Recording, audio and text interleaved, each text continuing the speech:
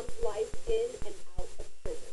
But I told her and the people that were with her at the time that I'll be right back. I went to the store to get some milk, and I didn't see them. She was 21.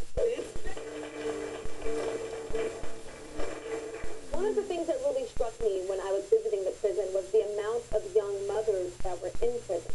This is Malia and her mother, Alicia. Malia's mom went to prison when Alicia was just 2 years old. So, Alicia, why did you go, how many times have you been in prison? After on for 25 years, right, 70, 75.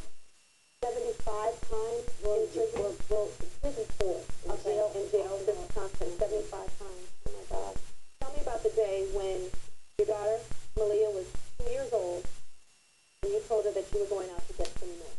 Well, I told her and the people that were with her at the time that I'll be right back. I went to the store to get some milk, and I didn't see her again, but I saw her once she was 8, and then I didn't see her again she was 21. Where were you? Running the streets, And in and out of jail. Malia, what was it like growing up without a mom and she's 2 years old and she just goes to get milk and never comes back? That's unimaginable. I remember the going to get milk thing. You remember that? I remember her 2 years old. You remember that? Wow. But I remember her coming back more when I was 8. I was staying with my grandmother, my father's mother, and I remember hearing her knock, getting my little stuff together, my little bag, and I remember her and my grandmother arguing at the train door, and then I remember my grandmother telling her, you can't have her leaving.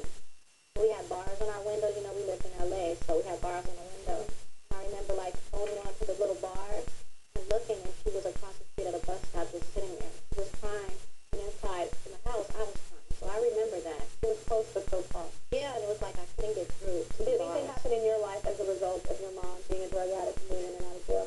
Well, I did a lot of risky things growing up. You don't feel love outside, so it's hard to feel love inside. So I ran around with the bad boys, the same as she did. And you had a baby really young. I got pregnant at 15 and had my daughter when I was 2 days after my 15th birthday. So I'm not even 30 with a 12-year-old.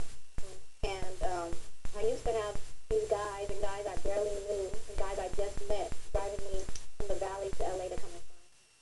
So I would go to these little ratty. Those guys would help you try to find your mom. They take me out there to motels in LA, Figueroa, and places like that, looking for her. And what's your relationship like with your mom now? Well, we're fine now. They're fine now. Yeah, we've I know there were some rocky times though when you said that she wouldn't really give you a full hug for a long time. But when I first came home, which what happened, how I came home is that some kind of way I found out that her daughter, she had a little baby that died about 6 weeks old. They said that it's in destiny. Yeah. And to this day, we don't know how I knew or what happened, but I just knew that I felt a pain inside of me. And I was getting high at the time, and I felt this pain, and I realized the mother I wasn't.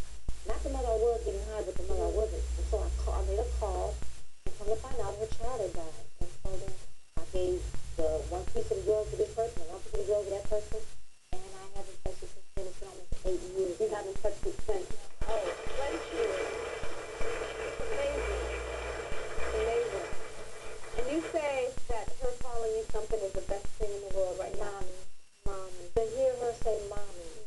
And the other thing that really, I don't even think she knows this yet, is that I must have been home around 2, maybe 3 months, and we were looking at television. Not even, it had to be longer than that, because we were watching television, and she bent over and put her head on my lap, and I froze. I was scared to move. I didn't want to breathe. I didn't want to do anything, but she was showing me affection. And it was just a wonderful feeling. She was saying, I forgive you without words. Well, he apologized to me. I got married in 1999, and right before we was supposed to walk out in my little gown, he said, I need to tell you something before you do this. He said, I'm sorry. And I never knew I needed to hear that until right then, because I didn't even know I was mad. I thought, oh, that anger was just me to hearing I'm sorry, like that man before us who said he forgave. Forgiveness is a huge weight off of me, because I had one foot in the door of doing the same thing